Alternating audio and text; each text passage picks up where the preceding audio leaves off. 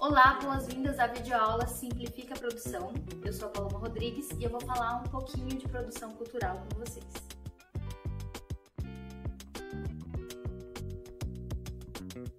Meu nome é Paloma Rodrigues, eu sou atriz, diretora e produtora cultural, cofundadora da Rumo Atômica junto com a Mara Hartmann e trabalho com teatro desde acho que dos meus 15 anos, mas já faço curso antes, comecei a fazer teatro na escola e a produção ela entrou mais firme na minha vida profissional a partir ali de 2017. A aula que eu vou propor aqui para vocês hoje é muito baseado no que eu e a Mara, que é minha sócia da Rumo Atômica, estruturamos como forma de trabalho, de produção dentro da Rumo Atômica. E esse vídeo é para compartilhar um pouco dessa estrutura, para compartilhar um pouco qual é o nosso pensamento na elaboração do projeto, o que a gente presta mais atenção. Para começar, eu gostaria de compartilhar com vocês uma lógica a lógica da produção, né?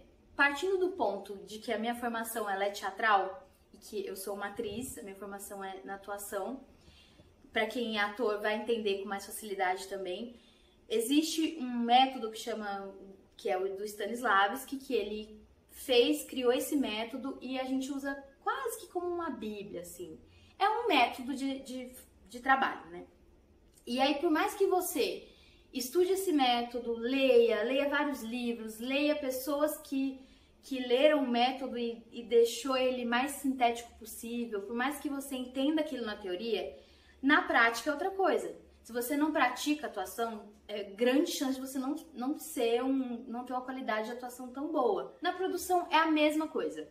Não adianta eu ler vários livros de produção, eu entender como funciona as leis de incentivo. Não adianta muito se eu não produzo de fato. Não adianta muito no sentido de executar uma ideia, tá? É óbvio, tudo é válido. Mas nessa estrutura que eu tô propondo aqui para vocês, ela não é muito funcional. A prática ela é mais funcional do que a teoria. Se você tiver a teoria é lindo, mas a prática ela é fundamental. Então, o que a gente percebeu é que o processo criativo ele tem um seguinte caminho. Primeiro é onde nasce a ideia, que é o momento em que você tá lá e tem uma epifania e aí, nossa, posso fazer uma peça do urso polar pulando. Lindo. Esse é o primeiro momento. O segundo momento é quando você vai estruturar o seu projeto, tirar ele um pouco dessa ideia da cabeça e colocar ele no papel, onde você vai escrever ele, você vai dar estrutura para ele. E o terceiro momento é a execução. Amarrando essa questão, essa ideia, né, de como eu vou desenvolver a minha ideia, o meu projeto, e eu gostaria de deixar aqui uma observação que recentemente a gente na Rumo viu nas redes sociais, que ter uma ideia é diferente de ter um projeto. Porque uma ideia, ela fica ali no mundo da ideia, que é o primeiro estágio que eu falei pra vocês. E um projeto é quando você estrutura ele e você traça caminhos e objetivos para ele existir. Então, esses são os 3 pontos até a existência do projeto. A ideia, criação da ideia, construção do projeto e a execução dele. Sucesso? E aí você me pergunta, Paloma, como que eu faço para bancar a minha ideia? Como que eu vou financiar o meu projeto? Que é a parte mais difícil, eu acho, né? A parte mais que deixa a gente mais frustrado às vezes. Mas tem várias formas de você fomentar a sua ideia, o seu projeto. Tem crowdfunding, que você vai entrar na plataforma, colocar lá o seu projetinho, se atentem às porcentagens que essa plataforma pede em cima do valor arrecadado, porque, por exemplo, se você faz um orçamento de 20 mil e você não prevê, eu acho que fica em média ali 5, 10%, depende muito da plataforma, tá? Tem que olhar, ler direitinho o regulamento para não se enrolar. E já prevê isso no seu orçamento também, essa porcentagem, que aí vai ficar mais fácil, você vai sofrer menos. Então tem crowdfunding, tem edital, tem leis de incentivo, a lei de incentivo federal, por exemplo, que abre entre 1º de fevereiro até 30 de novembro. Além disso, tem os editais, que é onde a gente da Roman se familiariza mais e se empolga mais para fazer, né? A gente adora quando abre um edital, a gente vê, se encaixa e a gente manda bala aqui. Então, agora vai começar a parte onde eu vou dar dicas para vocês sobre editais. Então, o que eu preciso notar quando eu tô lendo o edital? Primeiro de tudo, gente, quando você tá lendo o edital é como se ele fosse uma regra de jogo. Ele vai ali ditar exatamente o que você tem que fazer para submeter o seu projeto a ele. Não tem erro. Óbvio que tem uma brecha ou outra no edital, nenhum edital é perfeito porque é feito por gente, né, gente? Então, vai ter uma brecha ou outra, mas aí você manda perguntas, você questiona, ou você reclama, enfim. Mas é muito difícil um edital que tenha anos de existência, por exemplo, PROAC, ter alguma brecha ali. Porque, imagina, já foi feito há muitos anos, tem uma revisão constante, então a chance dele ter brecha é muito pequena. Mas é isso, regra de jogo. Pense que o edital é uma regra de jogo que você vai entender se seu projeto se encaixa ali. Outra coisa que você tem que prestar atenção é se você se encaixa como proponente. Por quê? Qual a diferença entre proponente e núcleo artístico, ou quem é o detentor da ideia, ou você que é o criador artístico, não sei. A diferença é que um proponente, ele vai se responsabilizar juridicamente e contábil por aquele projeto. Se sofrer alguma sanção, quem vai sofrer essa sanção é o proponente.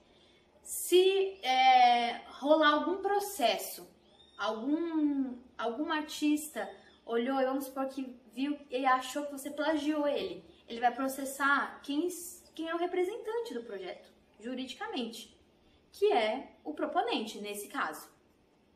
Então, até mesmo quando você for propor para alguém ser o seu proponente, tenha cuidado com essa pessoa. Até mesmo quando você for propor para alguém ser o seu proponente, tenha cuidado com essa pessoa, porque ela demanda um esforço dela. Ela precisa estar atenta aos documentos, os documentos da empresa têm que estar em dia, ou documento pessoal, né, se você tiver um proponente pessoa física, tem que estar em dia com a Receita Federal, tem que estar em dia com o INSS, tem que estar em dia com um monte de coisa.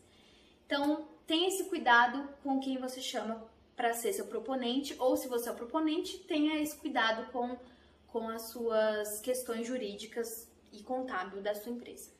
Aí você me pergunta, Paloma, o proponente pode ser qualquer pessoa? Não. Já te respondo aqui de antemão que não.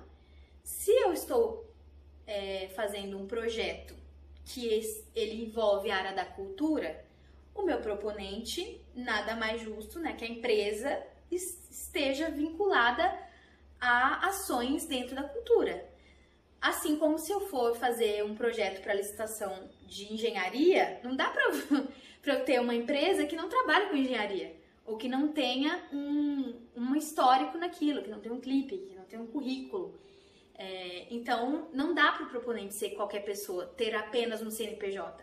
Ela tem que estar ativa na área artística, na área cultural, né, especificamente falando. Outra coisa que você tem que se atentar quando você está lendo um edital. Se o seu projeto se encaixa no edital. E eu vou falar uma frase que assim, as pessoas odeiam. Tá tudo bem ele não se encaixar. Pensa que o edital ele não foi feito para você, ele foi feito para classe artística. Às vezes você vai ter um projeto que ele não se encaixa ali e às vezes não é o momento também de você realizar ele. Então tá tudo bem, abre mão. Edital tem de monte, tem muitos editais. Inclusive, uma das perguntas que eu recebi nas caixinhas de pergunta foi por onde se eu tenho algum lugar que eu pesquiso edital, que eu vejo edital, alguma plataforma. E aí eu sugeri duas, que é o Prozas, que é uma plataforma que inclusive recebe editais para se inscrever. Eles divulgam e recebem, é uma plataforma de inscrição também. E tem a Suburbana, que faz um trabalho incrível, que assim, semanalmente elas divulgam listas e listas de edital de diversas áreas da cultura, literatura, música, editais internacionais. Então, edital tem de monte, o seu projeto vai se encaixar, tá? Outra coisa, não tenha medo de também fazer uma adaptação do seu projeto ao edital, se for possível, se você estiver disposto a isso. Se você lê o edital, viu, meu projeto não coube, mas se eu mudar isso aqui para isso, talvez ele caiba. Então, não tenha medo de fazer isso. Outra coisa para você se atentar quando você está submetendo o seu projeto a um edital, a questão sociopolítica e econômica e territorial também. Porque, às vezes, eu vou dar um exemplo que vocês vão entender muito mais fácil. Por exemplo, na época da pandemia.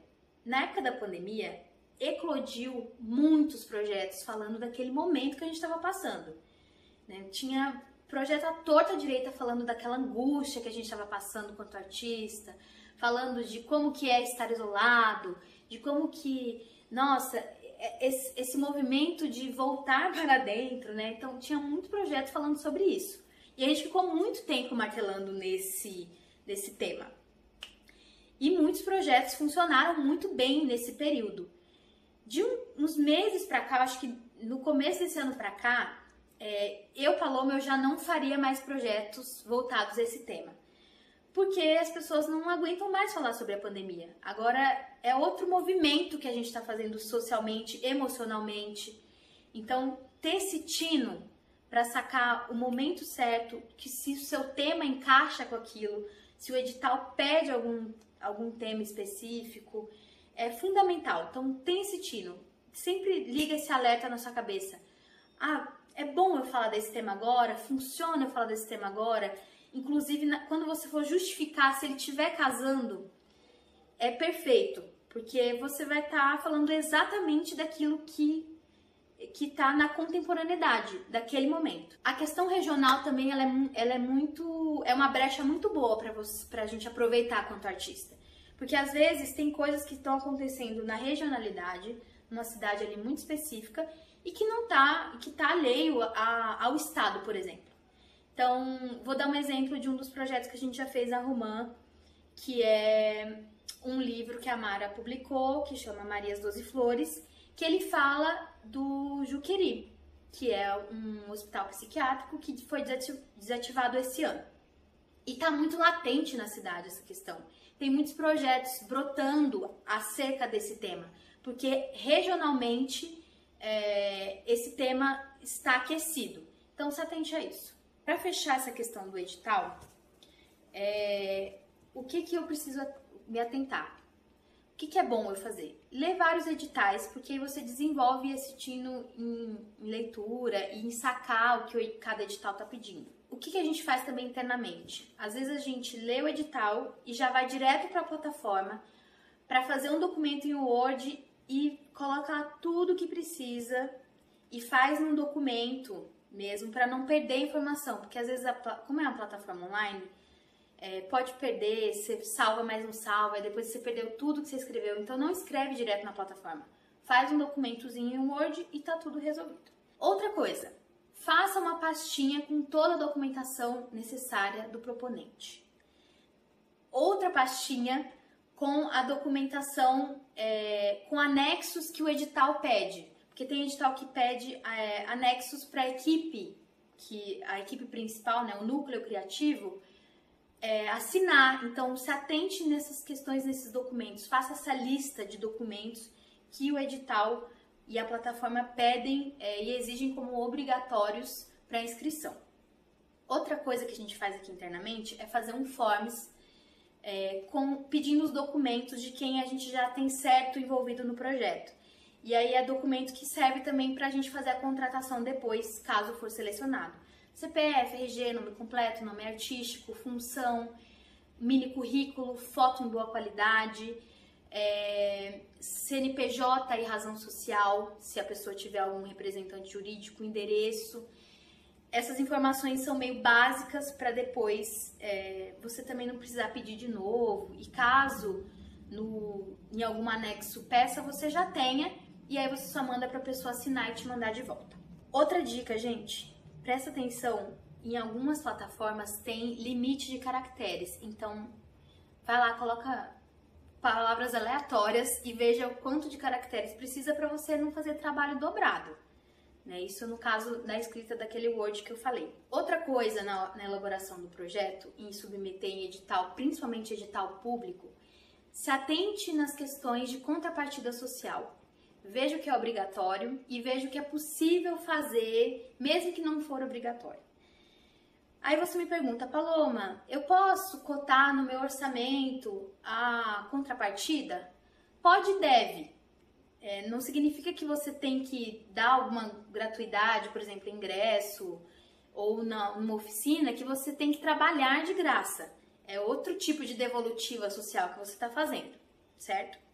Uma outra diquinha assim, cereja no bolo, que é cereja no bolo, se dá tempo, se tem espaço, brecha ali na plataforma para você subir um arquivo, por exemplo, faça um arquivo com uma diagramação bonita, escolhe uma cor que representa o seu projeto, faça o olho de quem está lendo, de quem está vendo o seu projeto brilhar para ele. Não só quanto texto, mas também quanto visualidade. Quanto mais visualidade você der para quem está avaliando, melhor. Porque é mais uma possibilidade deles olharem e fazer esse projeto ele está mais no mundo real do que no mundo da ideia. Ele está mais a ponto de bala de ser executado do que muito aqui, onde não está palpável ainda. Então, presta atenção em todos os pontos que você pode melhorar para dar visualidade para o projeto. Outra coisa, se você tem espaço para falar do seu projeto,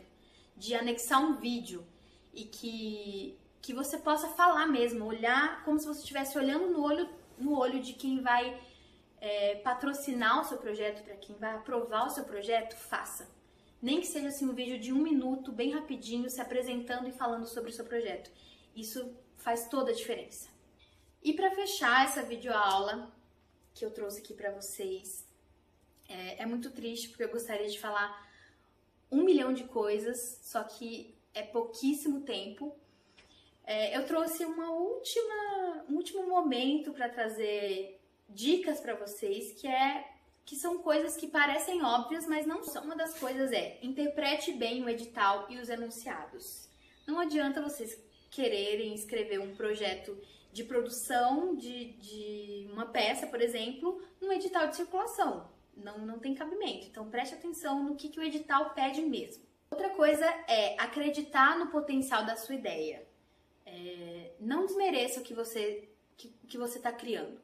E segundo, não tenha medo de ser estrategista também. Porque às vezes a gente tem medo, eu vou deixar de ser artista por isso. Não vai. Quanto mais objetivo e mais estratégico a gente for, melhor. Não deixe para a última hora. Se a data do edital é até o dia 30 e você está no primeiro dia do mês, não deixa para se inscrever no dia 30. Vai elaborando, tenta enviar antes, porque o dia 30 é caso não dê tempo. Então preste atenção nos prazos e não deixe para cima da hora.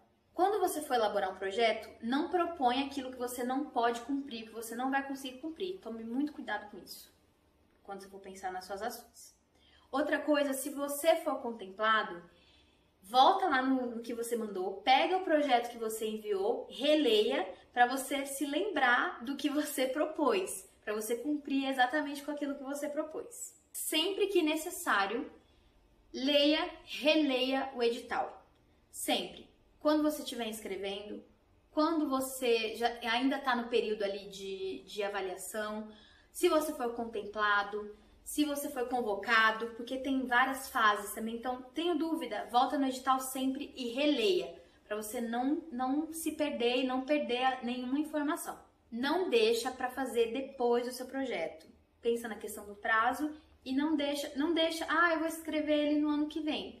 Se isso for como objetivo para você, escreva no ano que vem. Ou se você avaliou e falou, não vai dar para escrever porque não está maduro ainda, ok, mas não empurra com a barriga, não deixa para depois. Faça, porque é fazendo que você vai aprender a escrever projeto E você vai ter um retorno também, você vai ter uma noção de em que posição você vai ficar, o que você pode melhorar.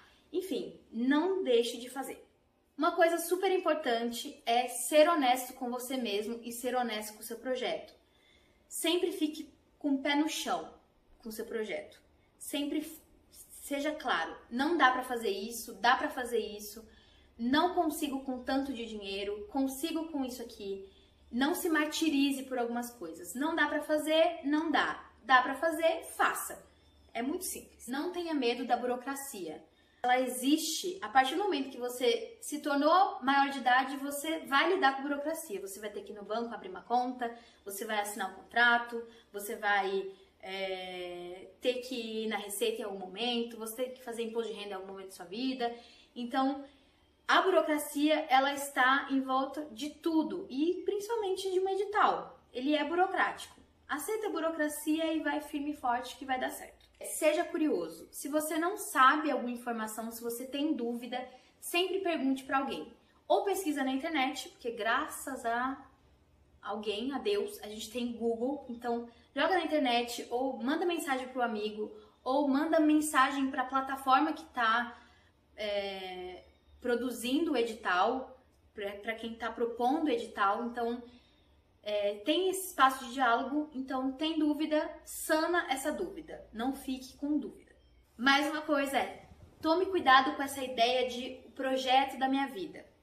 Projetos, eles são mais volúveis do que a gente imagina. Ele é um projeto, e pensa na questão humana mesmo, ele está suscetível no meio do processo de mudança, enfim, pode acontecer de você ter uma idealização de um projeto e no meio do caminho ele ir para outro lugar.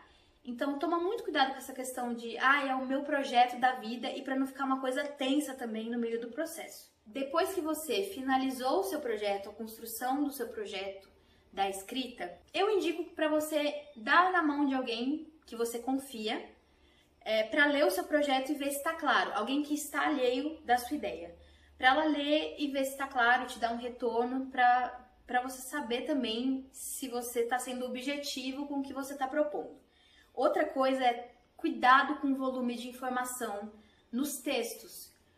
Porque imagina que um avaliador num PROAC que tem um volume grande, imagina, ele toma conta do estado, tem um volume grande de projetos.